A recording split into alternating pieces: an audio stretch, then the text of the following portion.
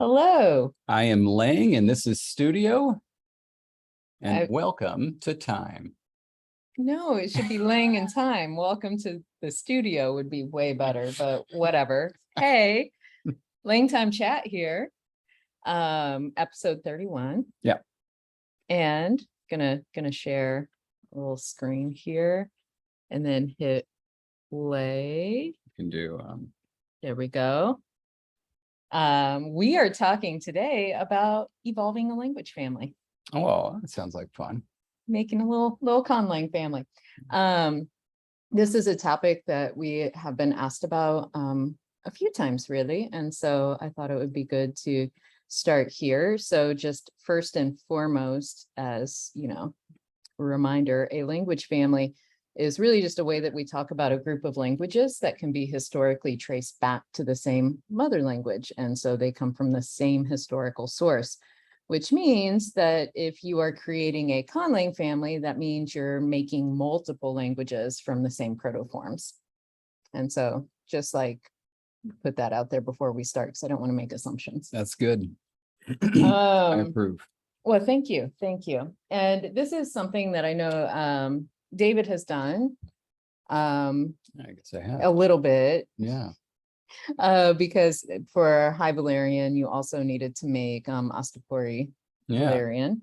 We also, way back when, this would have been in, let's see, I was in that room, so it would have been 2001.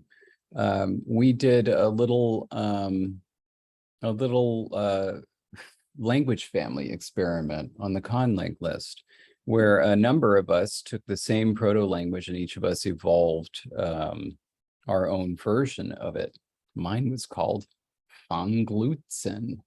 Fanglutzen. That sounds like oh, what's the thing that they play in the office? Jim and Pam, when they have the office. Flonkerton. Thank you. Like that's what it reminds me of. It sounds like it had about as much thought put into it, the name does. And then the name was probably better than the language itself. Yeah. That is amazing. And so well, we're going to be talking about like some advice that maybe will help if you're going to be doing this, and ways to think about different kinds of situations that can happen historically. It's of course not going to be exhaustive of all the ways that languages can change within families, but just to give you some different ideas if this is something you're interested in doing.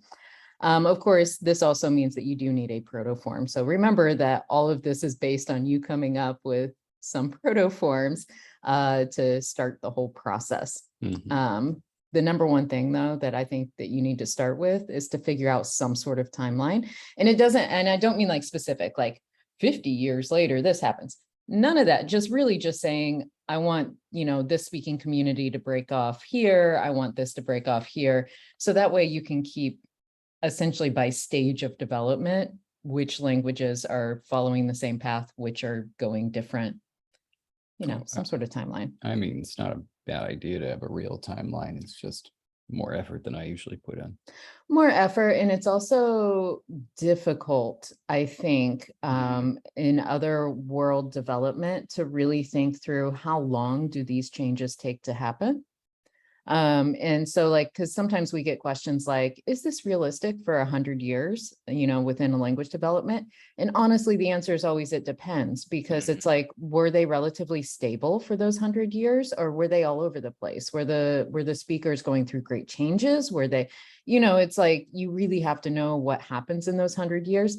And like, you can't even compare, like if you look at English's development, you look at 100-year segment versus another 100-year segment, and you're going to see like very different amounts of changes happening, but it's all because of what was going on, politically and within the speaking communities. And so I think it's really, you can definitely create an actual timeline. I'm not saying don't do that, but I'm also saying it's not necessarily something you have to do to be able to make a language family. Mm-hmm. All right. And so start with a timeline. In your timeline, you want to make sure you indicate how many daughter languages you want, because it's kind of important to know if you are making a family. Yeah. How many are you creating? It's got to be at least 2. to have a family that is best. Yeah. Yes. Mhm. And so I'm going to stop here on my advice for the timeline and go Okay. to an actual little timeline image and just Sure. say, like, let's just say you want 3 daughter languages. And so this is situation 1, which unfortunately our little speaker screen may cover situation 1 up in the corner, which is really unfortunate as you're watching this. Can you shrink it? Unfortunately, I found out the hard way that on Zoom, whatever you do to your screen on the speaker view does not take away the speaker view Oh, man. unless you completely turn off the camera. I think if somebody knew that, they would have probably put, say, the word situation 1 down there. You would think, but I forgot that when we were doing this. But whatever, Right on. it's fine. It's fine. Mhm. Situation 1, Got it. you know what? Most of you are listening anyway and not even watching. And so it doesn't even matter what the screen looks like. That's You're right. just listening along. They're not watching. They're just sitting there on their phones. So situation 1 is that we have some proto-language A and 3 groups split off roughly the same, time frame. And so it just goes in 3 directions. And we've got languages B, C, and D. And they're It's absolutely gorgeous slide. I love it. Oh, thank you. Mhm. So this is situation 1. Mhm. And this situation is similar to what we did. Well, it really is what we did for our proto sketch challenge for LangTime chat in episode 25. That's right. Yeah. Because we had 1 proto form and then we had 6 of us ended up doing the challenge. And so we ended up with like 6 daughter languages that all broke off from the same proto forms. And like there was no communication among us to be like, oh, we want to have these changes in common. So any changes that were in common were purely coincidental. 3 completely, well, 6 in that case, completely different languages resulting from it. And so all that is to say the daughters split off from the proto form, all language developments independent from the others. This is situation 1. Okay. This is one way that language families start developing. I'm really excited for situation 2. But first, a little example. Okay. So this is from the challenge. Oh, yeah. Look at And that. so this is just to show, like, again, how different things can happen. So we had a base protoform in the LangTime chat challenge, kuya, which meant person, Mhm. in case you forgot. And then 3 of the 6 resulting were kwe, because we had some tonal languages. Kuja was yours.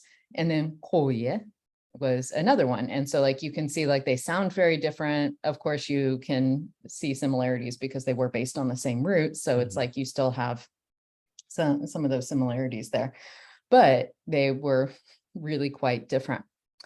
Most of us, though, don't have like other people helping us develop a family. And Mhm. so that adds an added layer of challenge because it's you coming up with all the different changes to run each daughter through, right? It's you coming up with all of this on your own. Let me tell you, though, if you trust the conlanger, though, it can be really cool. It could also be like, a disaster if you don't, just, doing this, mousy little garbage where it's like, well, we Don't put mice decided down like that.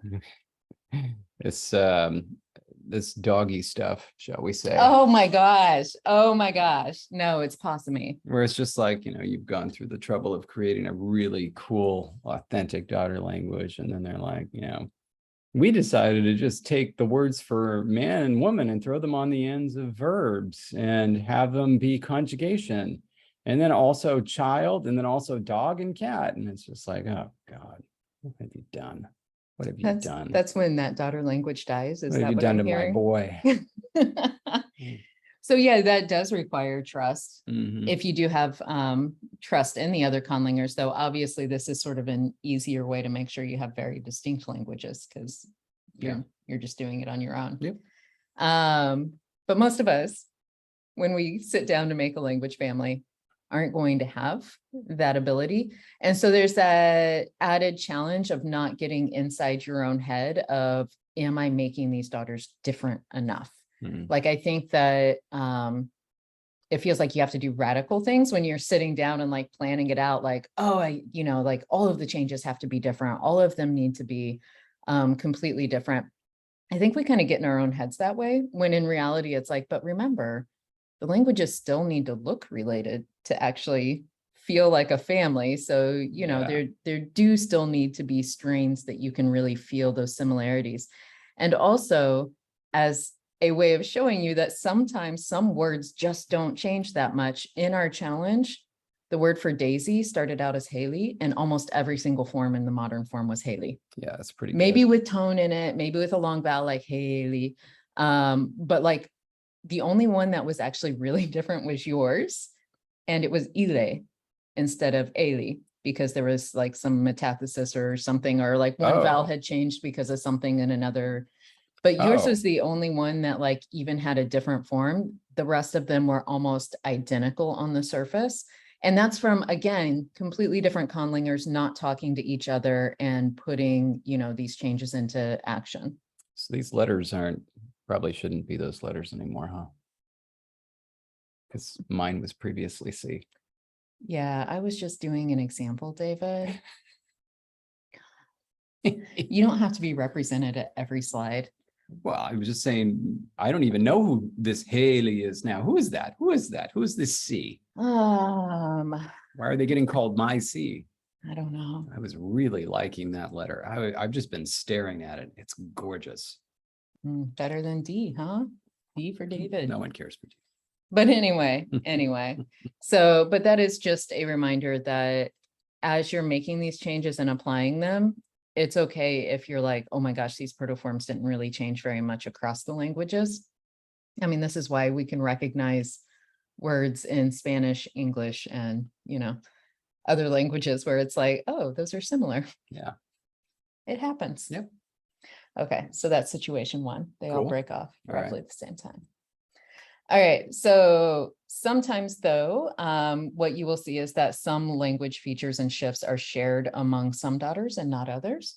And so if this is part of your plan, make sure you indicate, you know, again, where these splits happen. So looking at situation two, this was the original split where it's just A split into 3 languages at the same time, roughly. However, you could add a bit of a wrinkle and say that language C, David's favorite, split off into 2 distinct languages, which means that languages E and F are going to share things in common that languages B and D don't. Because if you recall, again, if you're not looking at the screen, there is going to be a PDF of this attached to the post on Patreon, of course. Cool. But what's happening here is we start with Proto A. It splits off into B, C, and D. B and D just develop as single languages here, but C splits off into E and F. And so this is where you're going to see some of those micro relationships where it's, you know, you can go all the way back to the protoforms and see how they're all related, but E and F are going to be much more similar in form and shape than B and D will be to any of them. Yeah, so this is kind of like, I guess A would be Proto-Indo-European, B and D are like Armenian and Iranian, and this is and C would be what's one that only split off into 2? I don't know. Only into 2. That's Yeah, hard. I know. No, that is hard. That is, yeah. David is leaving. It's Yeah. so difficult. He's leaving. Or maybe he's getting resources to be able to answer that question. He just ups and leaves. But this is another situation that you can have. Again, though, you need to make sure you document which changes are applying to which and at which stage. So that way, you know, for instance, that, you know, language E is going to have these features distinct from F, but they still share these in common because that was something that its ancestor did before they split off. Without any sort of input from wherever David went, I'm going to move on to the next one and hope that's okay. You were already done? That was it. Like That was there's, it? I have some mega examples coming, but I need to get through these situations. Okay. You disappeared. Proto-Indo-European. Do you want me- 3. Do you want me to wait until you get this answer? These aren't really. Hold on. Hold on. It's not even a full train. Forget it. Never mind. Okay, thank you. Never mind. All right. Okay. So another thing to think about in your timeline is whether there's any sort of language contact going on, or of course, if the language, you know, the speaking community is so isolated that it's completely unaffected by everything else around it. And so that leads us to situation 3, where, for example, we had split off into, we have, languages B and D. Remember, C had split off into languages E and F. But let's say the speakers of, language F moved to a location close to language D. And so some of it had some influence from language D to create language G. And so there's some little language contact going on, where now language F has split off because some of its speakers stayed in its original spot. Some of its speakers, though, moved into an area where they had a lot of contact with speakers from language D. This kind of situation usually is going to affect the lexicon most. And so on the screen, I have a thicker arrow from the F bar to indicate that this is still really related more to language F than it is D, but there's going to be enough lexical additions from language D coming into it that it really is distinct now, and it is its own language. It is G. And this is kind of, I won't say similar. Okay, it's kind of similar. But, like when English was very heavily influenced by French, and it's like the vocabulary changed a whole lot. The reason I say it's not really the same is we don't have an English that was unaffected by the French to say, look, this is how English developed without the French influence, and this is how it developed with it. I was thinking of Romanian. That would be a better example. With the Slavic influence. Yes. Because this can be a lot of fun. And of course, like all of these things are a ton of fun, but the sticking point or the difficult part or the time intensive part is that you actually have to have these languages before you can actually do the interesting stuff. Yeah. Which is why sometimes it can be fun if like you just have a couple different people working on a couple different families that are supposed to be in the same area. And then, you reconvene after a year, you start the intermingling. And be like, I want to work with your language, not with yours. Yeah. I'll take these words from you, but not that. Oh my gosh, could you imagine like a model UN situation for conlangers where you're like all in a room together and it's like, all right, listen, I hear your cooking is great. I'm going to borrow some cooking terms and some dishes from you. Yeah. And, like you decide really thematically, because that's how borrowing happens. It's not just random and piecemeal. It's, oh, you're really, like you've set up quite a trading center. So I'm going to learn certain terms I need for trading, like money terms and, specific goods that we're going to want to trade. And like, this is how it happens. But how cool would that be? And then you could do funny stuff. Reminds me of Japanese. It's like, okay, we're going to take curry from you. Actually, it'd be better if we did this, this, and this. Actually, you know what? Now it's going to be this. And by the way, it's pretty much our national dish now. So don't worry, we're still going to call it curry rice, borrowed from English. And so things like that happen. Also, this is just within the same family. Of course, you could have another situation, situation 3B, where one of the daughter languages is influenced from some outside force or outside language. And so in this slide, I've added language H. We've now split off again, where the language D speakers, one of its communities, got influence from some unknown outside arrow coming in. It's not at all related to anything that is going on with the rest of the daughter languages. Yeah, and that would be similar to Astapori Valerian being getting a lot of vocabulary and some structural similarities from Giscari, which is not from the same language family. Whereas, with the Romanian and Slavic example, they are from the same language family. Right, right.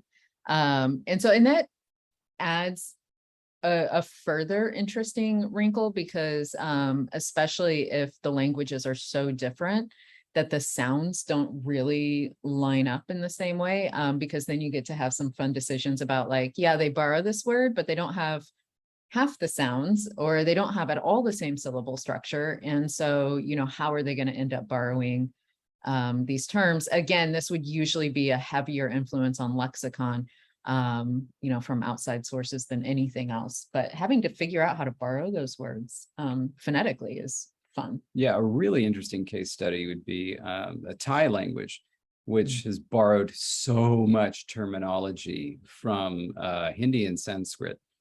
And the two phonologies, it couldn't be more different. It's just, I don't even know how it's done.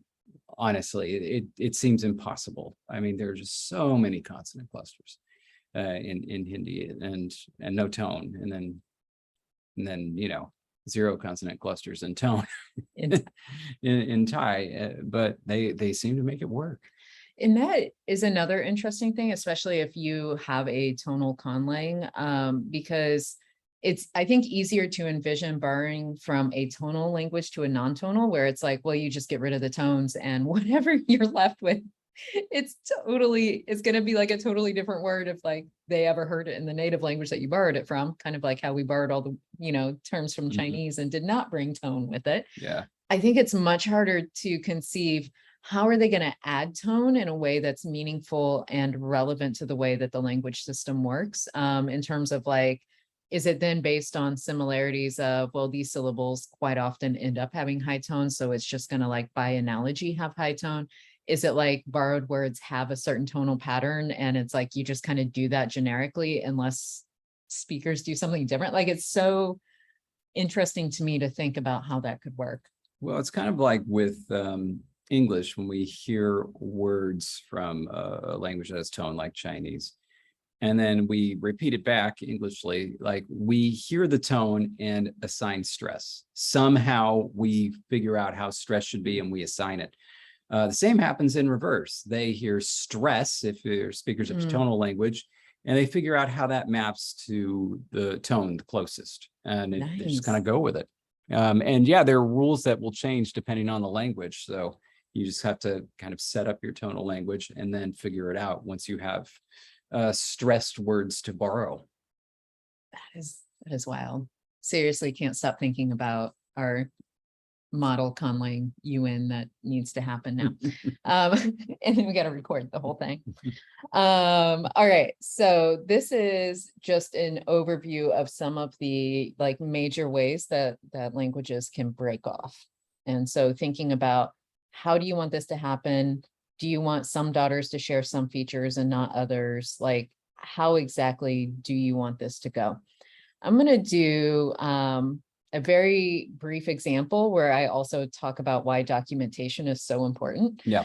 Very thorough documentation, so that way you keep track of which features are relevant at which point in the timeline. So that way when you need to create a new word and like, okay, I want this to be a really old word, so it's going to go all the way back to the proto stage. That's one thing, but what happens when you want to create a new word that, language C developed, and so it is not shared with languages B and D, but it is passed down to languages E and F and then run through their change. Like, you need to know where the language was when that new word was developed at whatever point. Yeah. Thorough documentation, which David and I excel at all times during conlanging. Oh, yeah. All right, so for each stage of development, you want to make sure you have track of what sound changes are applicable, like up to this point, and then from this point on, what grammar developments have there been, and so where's the current state of basic grammar features, and that's important for everything from like understanding if there's already inflections to what derivations there are. To also like how compounds will be formed, things like that. And then also any lexical, growth or shifts as speakers move about, new words happen. So a quick example. Are you ready for this? Oh, I'm super excited. Okay, so for one conlang I did, like I actually had envisioned a language family. Okay. It has not yet happened, but I envisioned it. So I have a whole scenario, and I have like historical reasons for these speaking communities to be like breaking off. And I actually did a whole timeline thing by year. Like I was that person because I am that person. And when did this happen? Well, I mapped this all out. It's been a while. It's probably 2017. Really? I mapped it all out. It's been a while. I have a whole story going on. Nothing's happened with it, but it's still a story in my head. Can something still happen with it? Something can always happen with things at some point in some future. If I ever have time to do things in some future. Are you still interested? Well, yeah, how about we do the quick example and then we can talk about the story, which is not the language. I think that even the people listening are quite intrigued. So I it's mean, cool. I don't have something like that. All right. So Mhm. here was the map I drew.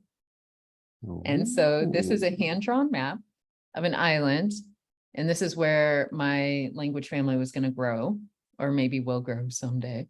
There are a variety of terrains, which plays an important role too, because this island offers sort of a bit of all the climates that you could hope to have, from like kind of marshy forests to what I call the Badlands, which is like not desert because there are these giant trees that like don't grow leaves, Yeah, but like so enormous that they kind of take over the landscape and you can live in them. it's the ghost section. That's where the ghosts are, like in Link. Oh, that would be. There's also like a really large mountainous area that for most of it is, not populated just because it's so mountainous. And there's Oh, even a tundra, like those little purple dots are the tundra flowers. are these mountains? I Mhm. thought those were types of trees. I thought these were mountains. Sorry. No, no, no, mountains up top. Mhm. And this is some giant waterfalls coming off the mountains where it drops, Look right? at that. And then we go into like a hilly region. And so it's like lots of hills as it then kind of flattens out. And then what you get at the left are the rocky cliffs. And Mm. so it's like it just drops off, huge drop off. Whereas like, so there's no way to port on the west side.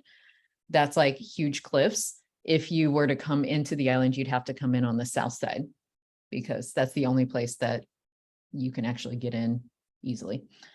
And so anyway, yeah, this is my little island. So we've got all these different terrains. Mhm. The speakers of the original language came from another land, but they were run out of it. And so the proto stage is that they were somewhere else, right? And then they came into that southern area where it's possible to actually get into the island. At the proto stage, this is what I've labeled as language A. They've already got an established word order. They've got tense, subject verb agreement, some noun cases, and basic derivations. But what's important is that these inflections are set. They haven't yet all become like so grammaticalized that they're actually attached to roots yet, right? Like it's just like they've got these in the proto stages. When they get to their new location, of course, there's some immediate, language changes that happen just because they need to describe brand new surroundings. And so, like some new compounds and things like that to describe these things that their language didn't have words for because they just didn't have it in their old location. And so on this, by the way, what I did was I took that hand-drawn map and then I outlined it and then I just color coded it by region. So that way it was easier to see because it was really hard to write on top of the map with all of the coding on it. Mhm. And so this is where the language starts. Wow. So this is example. Now, from here on out in the example, I'm going to actually give forms. This is not a language I've actually developed yet. This is just, I want to show you how you could end up with some very different languages from one proto. Okay, so I created just some roots, put them together and created a sentence in proto A. And so the sentence is a rabbit chased a firefly near that tree. How is it pronounced? Like it looks, I've done your romanization system. Okay. So, And for those who aren't watching and are simply listening, how would that be pronounced? oh, I will pronounce it, but you need to not judge my pronunciation. Wow. Are you saying how, as in like, how do I not judge your pronunciation? I get it. I get it. All right. So, kuil tius nahuk musfi dau brai yah. I like that. Okay, That's good. so this is the proto stage. Now, to break it down, kuil is the word for rabbit. It's just a root. Tiusna breaks down to spark bug, which was a new compound because they didn't have fireflies until they moved to this area. Mus is a verb meaning to chase, and brai is a root meaning tree. The grammatical portions are that hook, which originally meant to take, has become used as an object marker. So for like the accusative case. Fi is a verb meaning to finish, and that is being used as a perfective marker for the chasing. Dau comes from a root meaning ground or place, and it's used as a proximal demonstrative. So it's that tree. And then iach comes from a root meaning to stand, but it is also now being used like grammaticalized as a postposition, meaning near, close to, or next to. And so that's the grammatical pieces that have come together. Okay, we on board? Mhm. So we're about to do a whole lot of changes, 4 stages. All right, stage 1, community breaks off. There's been a major rift. It has to do with magical powers. It's a whole thing. One group of speakers is like done and out very early on in these rifts in the community. And so this is language B, and they move out to the west in those rocky areas. And so they're out on the cliffs. And so now we have language A and B. Language A, down there in that southern forested area, experienced some changes. And so I decided that diphthongs beginning with a high vowel shifted to glide onset. So ya becomes ya, we becomes we, etc. And the inflections merge to become suffixes. Compounds are reanalyzed as one word. So now the input was the protoform, which I've already read out loud.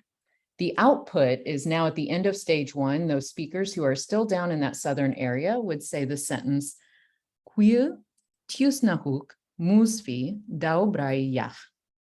Okay, so that's the new output for stage 1 of the language A speakers. B, they broke off real hard. Their diphthongs actually separated. There was a slight sort of glottal stop inserted between the vowels. So it's actually like they became, instead of kuil, it became like kuil. So they kind of separated. And in closed syllables, the high vowels lowered.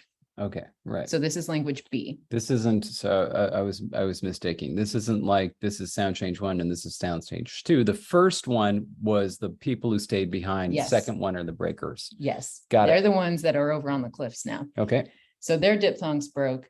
And in closed syllables, the high vowels lowered. So E lowered to A and U lowered to Yeah. O. So this is also an introduction, by the way, because A and O are new vowels for the language. Yes. So now the input being the same as the input for language A at the end of stage 1, the output is quite different. We have kuel, tiu, sna hok mos, fi, da'u, brai, iach. Okay.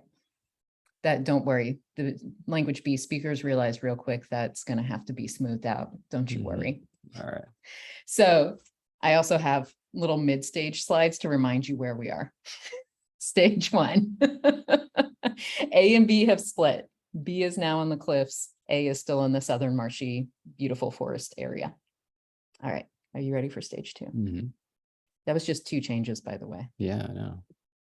All right. Stage 2. There are still a lot of speakers down in that southern area in that A, language A speaking community. B, of course, has already been split off, so they're still doing their own thing.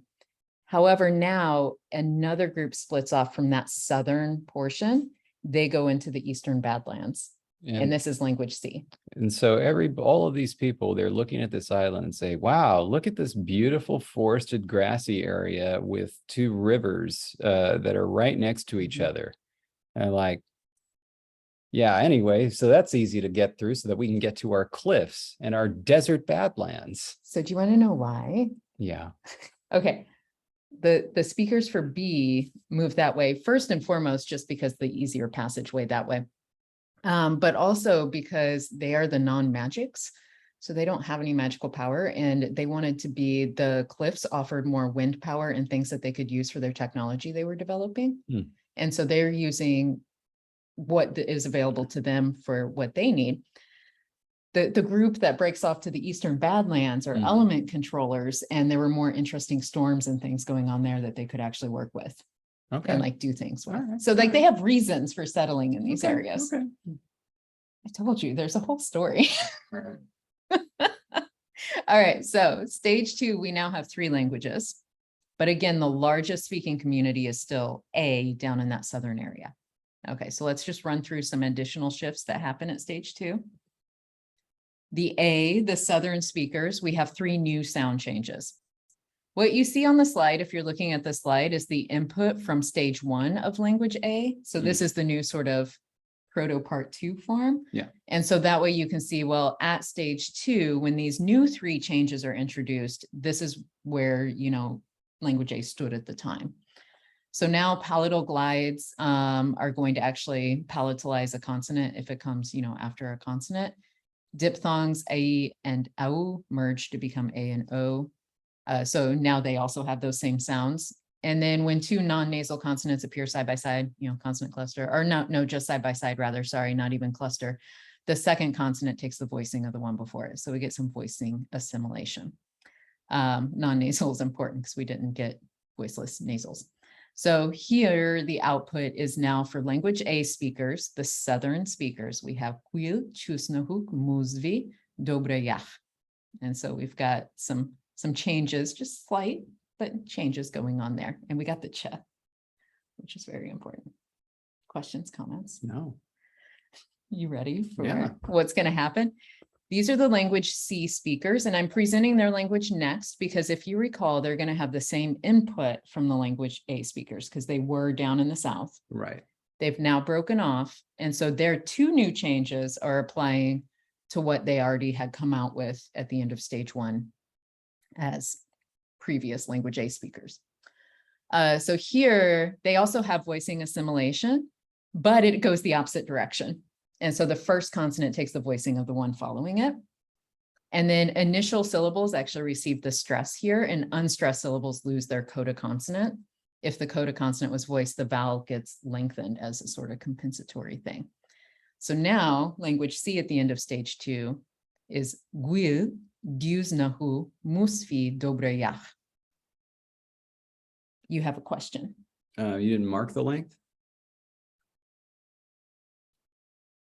The only, Juznahu. but that lost a voiceless coda. If the coda consonant is voiced. Yeah. Got it. So that only happens if it was voiced. Here it didn't affect it. And so, yeah, Tiusnahuk becomes Gyuznahu because this does not have the palatalization. And so the T-ya combo is treated as just two consonants. And so that is C. Over on our cliffs, language B, of course, is still shifting because times are changing. Here, unstressed words lose their unstressed syllable. Stress falls on the penultimate syllable or a final heavy syllable. And compounded forms have the heaviest stress on a head word, but they're still treated as sort of like separate units. They're not quite like joining together like we see words in other things. But here we're starting to have some dropping of unstressed syllables where it's like you're in a word that we don't stress anyway, and your unstressed syllable is so unstressed it disappears.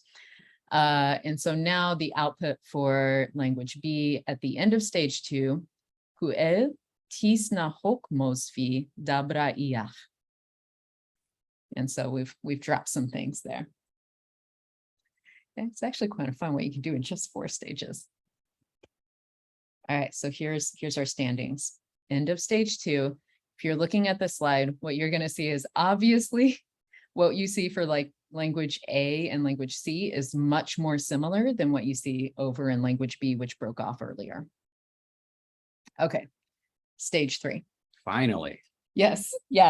Stage 3, we have a group of speakers breaking off and they move to the beautiful hills right at the base of the waterfalls, great water source, big rivers, and it's hilly and grassy and beautiful. And so David is like, I get it. I would move there too. This is like when you're doing a draft and like, you're doing a draft lottery and you're slotted 4th and you're like, oh my God. Then the draft actually happens and it's like, they chose that one for the first one. They chose that for the second. They chose that for the third. And then you're like, all right, I'll take this. Begrudgingly, shall I take my rivers and trees and hills.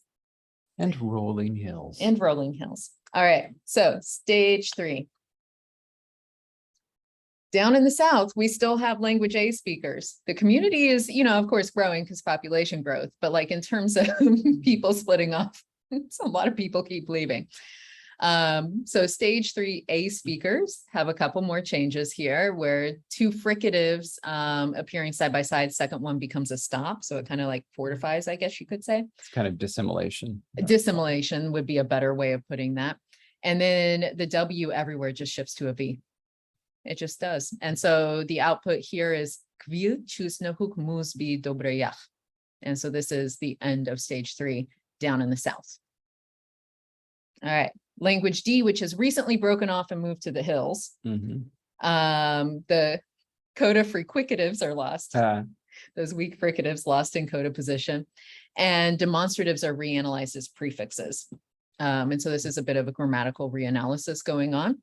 And so at the end of stage 3, the people in the hilly area would say, "Quil chusnahuk musvi dobreya."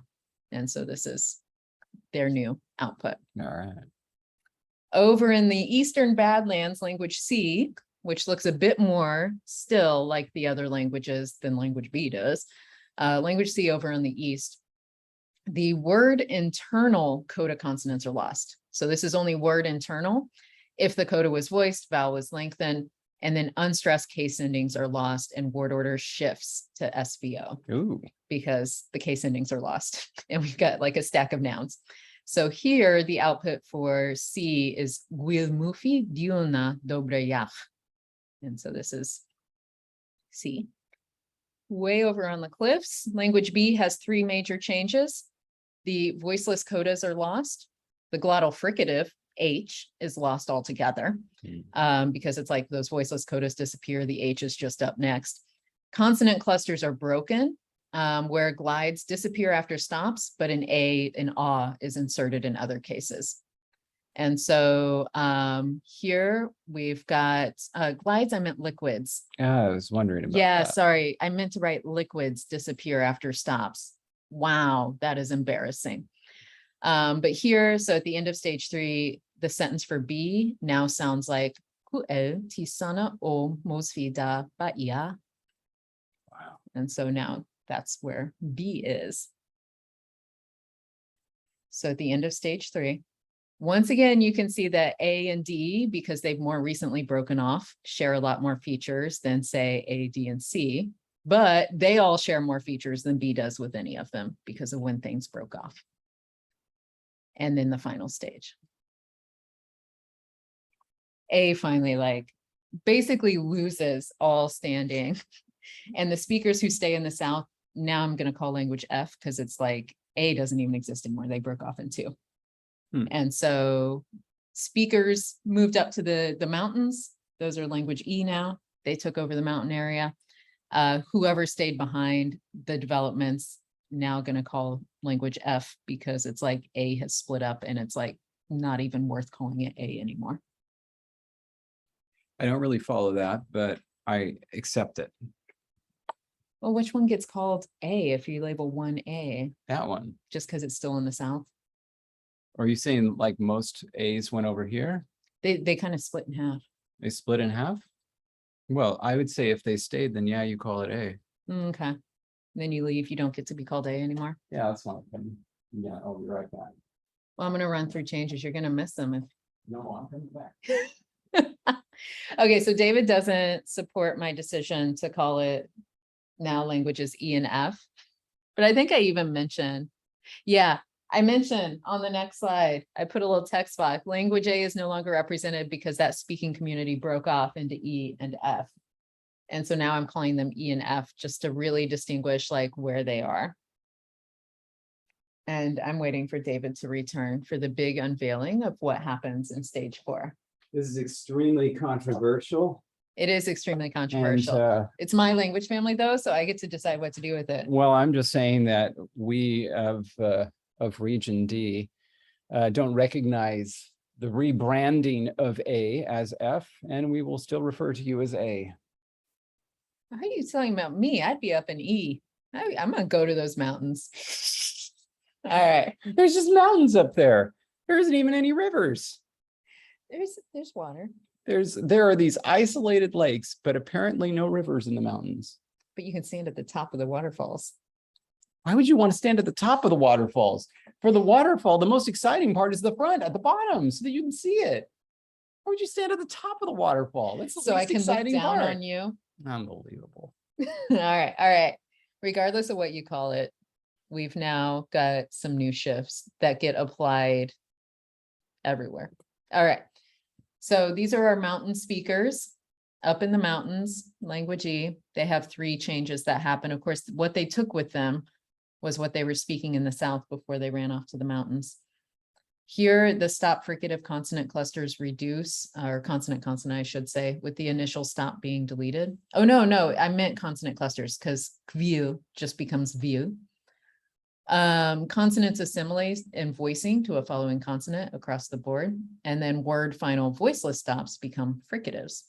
And so here the output at the end of stage 4, which is the end of the final stages we're doing for this fun little experiment, is vil chuznahu musbi dobrejach. And so that is language E. All right. Language F, or as David calls them, language A, Yep. down in the south, just had one change, and it was that coda voiceless consonants are deleted and unstressed syllables. And so kvil chuznahu musbi dobreya is what we're left with here. You'd say that is unstressed. Because it's a Because it's postposition, and postposition. so it's a grammatical word Okay. and not like fully stressed. I'll Yeah, accept that. Yeah. I meant unstressed syllables for the unit and not for, Yeah. words necessarily. Okay. In D over in the hills, they had some more changes. They had actually 4 changes going on in this stage, where common postpositions are reanalyzed as case.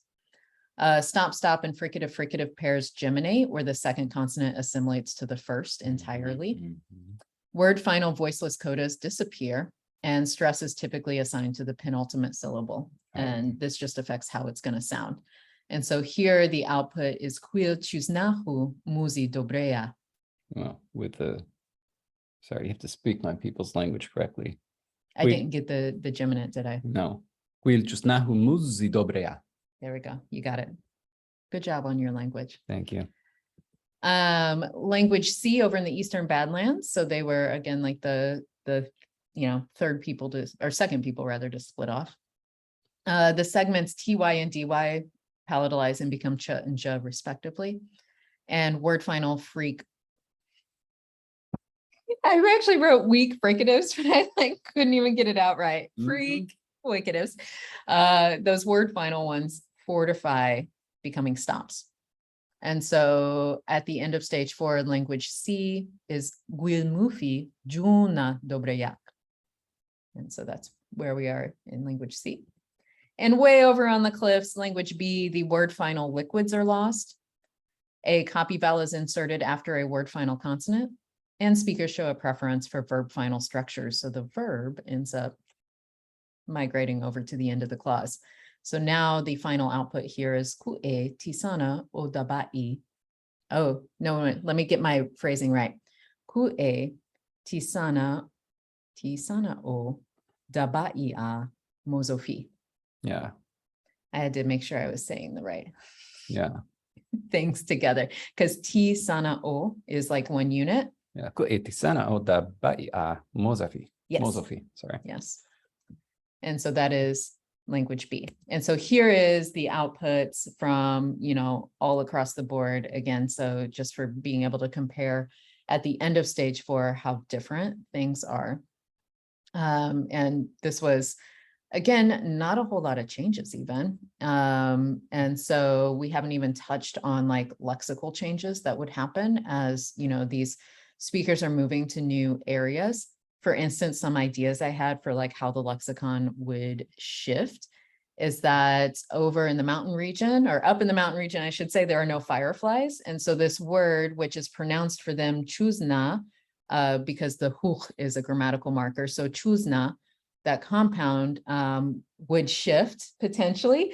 And for me, I thought that would be a poetic way of referring to stars now, because they twinkle and kind of blink like little fireflies in the sky. But they don't have fireflies, so it's like there's no longer that need to call them, chuzna.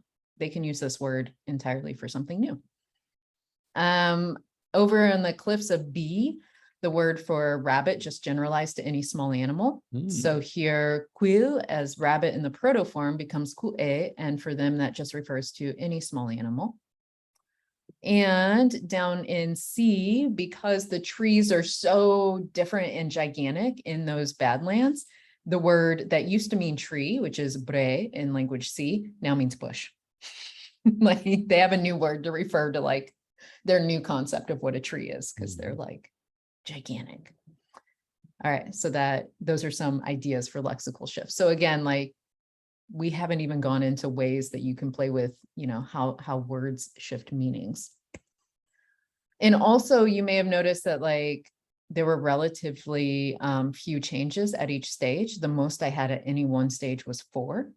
And yet you can see like how much things shifted just by having those little shifts. The next few slides are really for people who are super interested in the comparisons. And so I'm not going to read them because we've already gone through them.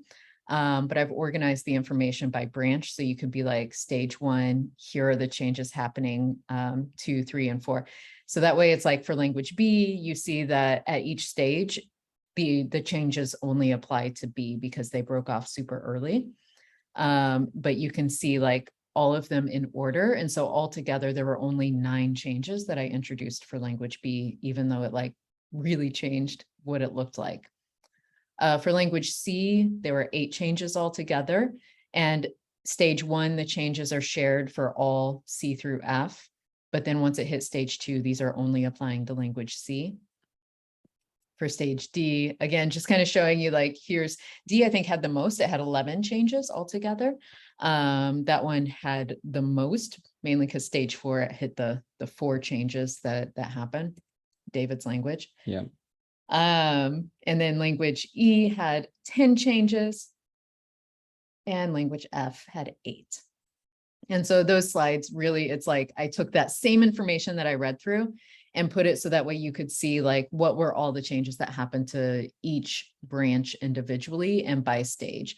And then color coded them so that way it goes back and forth between yellow and blue. So that way you can just kind of see more easily where those breaks are. All right. So you can see that not very many changes can lead to a lot of different results. And you may have noticed that I recycled quite a few sound changes, things like voicing assimilation, things like codas being lost or otherwise changed. I recycled a lot, but applied them in different orders, and they came up with brand new things. And that's really important because I think another thing we get in our head about is like, oh, I've already done assimilation in one branch, I can't do that in another. You totally can. One, it could go in a different direction. So, whether it's, forward assimilation or backward assimilation is going to completely change the results. But 2, depending on when you actually have the assimilation, again, it's going to affect some units and not others, thus giving you different results in general. And so like, don't be afraid of using the same rules, but in different places, different orders, different stages, and so on. That was my other thing. What do you have to say? Are there more slides, or is that it? The final slide. The key is keeping track of what you've decided for each stage so the daughter languages can develop organically. I want to, on that note, I want to go back, and I know that if you're not watching, you're not going to be able to see this, but something that I found useful in documentation is having the same information presented in multiple ways. So for example, now that I have the writing system, or I have Valyrian, I've got, the Valyrian to English dictionary. I have the English to Valyrian dictionary. Then below that, I have a dictionary that says like, here are all the things that you can type in alphabetical order, in English alphabetical order. Mm-hmm. And what the results will be. And then below that, I have all of the glyphs listed singly, arranged by shape. And so that makes it easy, depending on what information I want, I know which list to go to get it.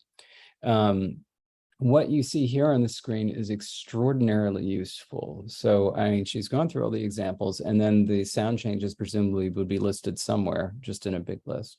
But this has it separated by language so that you could see them by era and in order. You could also do it, just by era and then have it tagged. So it's like, here's, and so like a big list, here's sound change number 1, absolute. And then just in parentheses at the end, it applied to this language. Sound change number 2, it applied to this language. Sound change number 3 applied to these languages, and then by when. And then also have, that, separated by eras as well. And I think it's a really a really useful way to be able to actually use all this. Because that's, of course, the next part. It's like when you're sitting down for some conlanging, whatever you happen to be doing, whether you're creating words or doing a translation, it's pretty easy to stay in the moment while you're doing that, whether you're working for an hour or two or whatever. The hard part is getting back into it when you get to it next, whether it's a week later or whether it's even the next day. Sometimes you forget exactly what you were doing and why. And being able to write these instructions for yourself so that you can get back to the place that you were is crucial. And I think that this is extremely useful. This is one of the biggest problems that I had with Astapori Valyrian, because I knew what the sound changes were, and I wrote them down for the most part. But I kept mixing things up when I would go back to it, because I would do things in the wrong order, or I would start at the wrong stage. And the result would be something like a word where it's like, you have like 10 words that work this way and 2 that work this other way, where it looks like the sound changes have been applied in opposite orders. So it's because they have been, because I worked with the wrong input. Same thing going from Astapori to Milanese. Sometimes I was working from High Valyrian, sometimes I was working from Astapori. And neither answer was wrong, but it needed to be done consistently. And that was the thing that I screwed up on, because I didn't write it down clearly. And for, non-conlang reasons, I had to create both of these languages at the same time. But obviously I had to create High Valyrian first. And not only that, it was going to be the most important one to the series and also for the franchise moving forward. And I knew that. Like, there's just a very small portion where you're going to be hearing this Astapori part. It was important for seasons 3 through 5 of Game of Thrones, but after that, probably never be heard again in the entire history of the franchise. So I put all of my work into High Valyrian, but as a result, this background information got lost.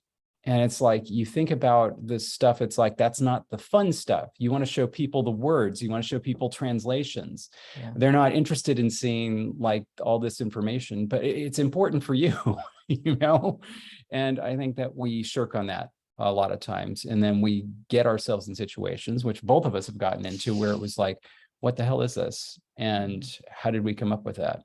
In fact, just yesterday, I think somebody else on Discord, I think he solved my man problem for High Valyrian. Nice. Because I just didn't know what the hell it was. And then he was like, well, maybe the amanengi was like the instrumental passive. There was man, it meant something like up, and then angos came from tongue. And that's how you got scoop. Because that's what yeah. And I'm like, that is what I did. I just forgot. Nice. Yeah. Yeah. So now I got to go back and figure that out. Anyway, but yeah, so that was just, it's tough because obviously a lot of people are going to be listening to this and not seeing it. I really encourage you to look at the PDF that's going to be produced. But these slides in particular are just a very nice reminder of how you can organize information for yourself to allow you to do the best job that you can do as a conlanger. And I think that's really nice. I will say too, for me, it was important as I was doing this little example, because again, I was doing this all myself. So it wasn't like I had other people saying, oh, why don't you add this sound change or whatever. It's like, it all needed to come from me in the session where I was working on it. And so for me, it was super helpful to do it by stage first, because that meant I was only looking at, okay, well, what's going to be these sound changes? I've got my input up here at the top. Here's the changes. Here's going to be the output.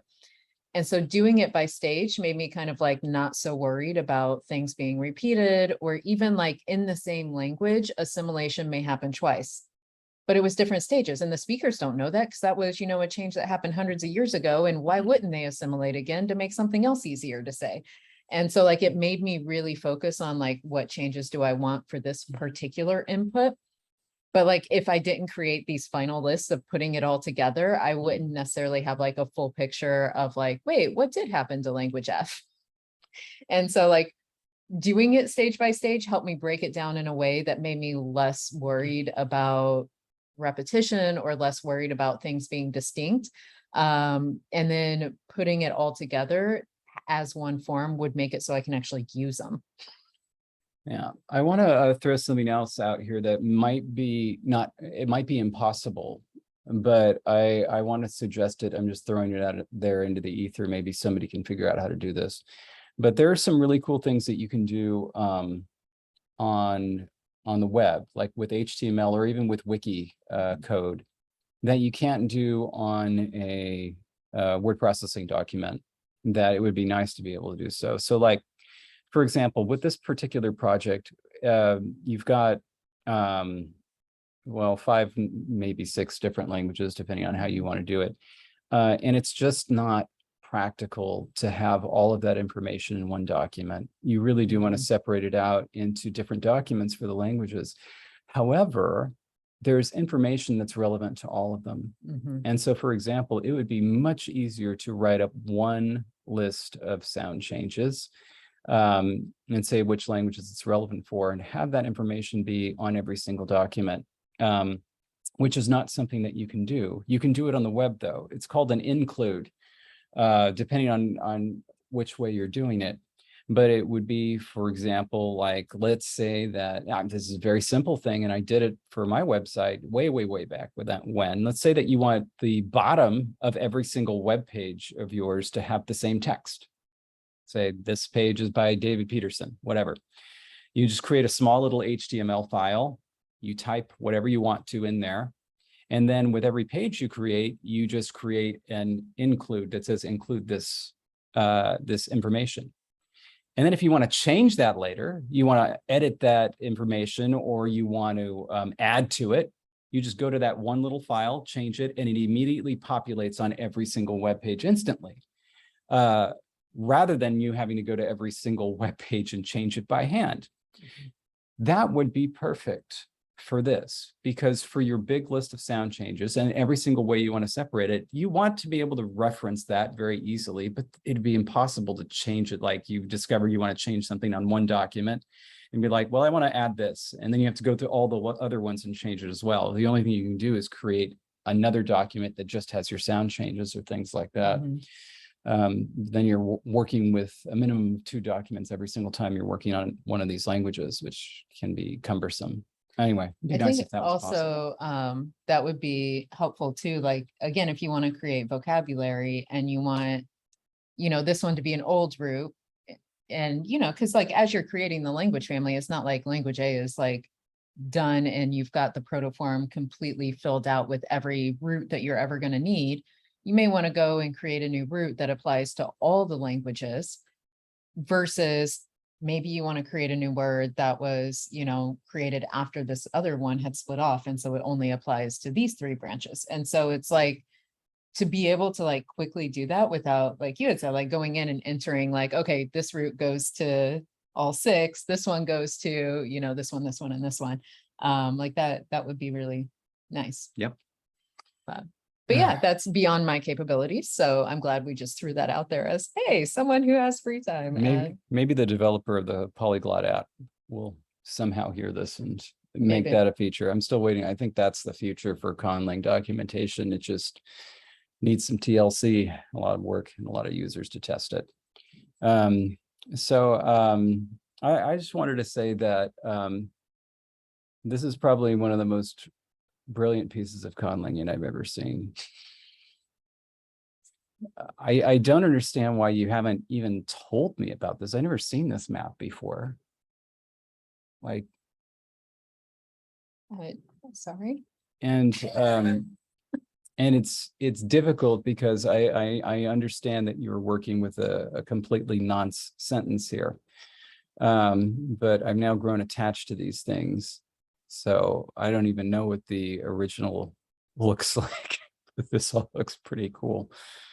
But this is just extraordinary.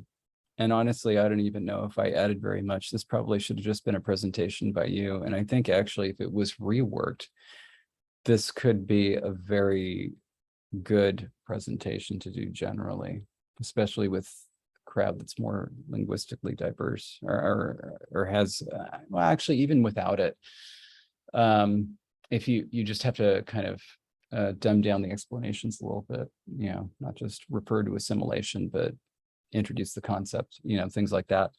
But yeah, this is just extraordinary. It's just extraordinary. And it was just sitting there in your back pocket. Well, the map was, Yeah. and the timeline.